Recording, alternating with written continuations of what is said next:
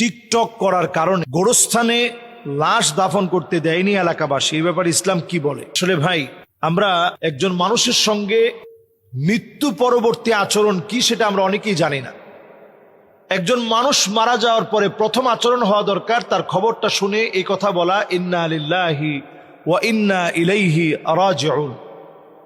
2 number কাজ হচ্ছে যদি সে ছেলে হয় তাহলে বলা আল্লাহুম্মা সাব্বিতহু আলাল ঈমান, আর যদি মেয়ে হয় তাহলে বলা আল্লাহুম্মা সাব্বিতহা আলাল ঈমান।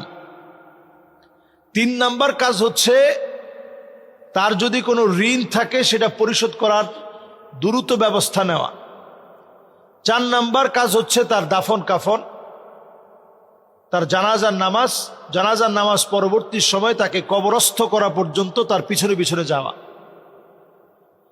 তো কবরস্থান অথবা কবরস্থ করা এটা একজন মানুষের মানবীয় অধিকার।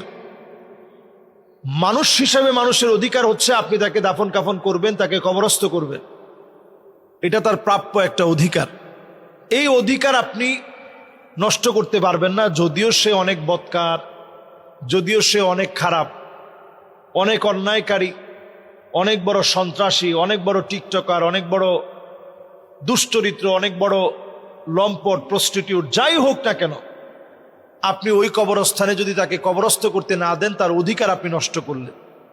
এটা আপনি করতে পারবেন না যে তাকে আপনি মৃত্যু পরবর্তী সময়ে তাকে আপনি দাফন কাফন করতে দেন নাই, এই কাজটা আপনি করতে পারবেন না। তাহলে এটা তার অধিকার, এই অধিকার তাকে নিশ্চিত করতে দিতে হবে। এরপরে যেটি গুরুত্বপূর্ণ বিষয়,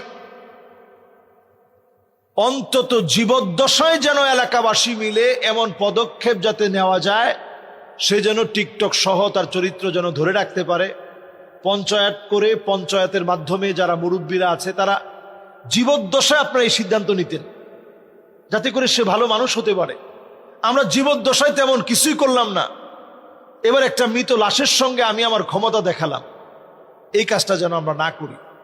একটা মানুষ যখন মরে যায়, নবীজি সাল্লাল্লাহু আলাইহি সাল্লামের সামনে দিয়ে একটা ইহুদির লাশ যাচ্ছে, তো নবীজি অবাক হয়ে দাঁড়িয়ে গেলেন। সাহাবায়ে কেরাম বললেন, হাদিহি জুসসাতুল ইয়াহুদ, ইয়া রাসূলুল্লাহ, এটা তো একটা ইহুদির লাশ, এই লাশের জন্য আপনি দাঁড়ায় গেলেন?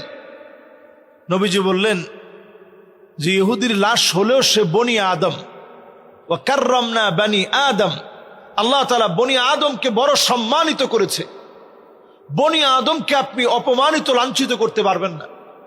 বনি আদম আল্লাহর কাছে বড় দামি, বড় সম্মানিত।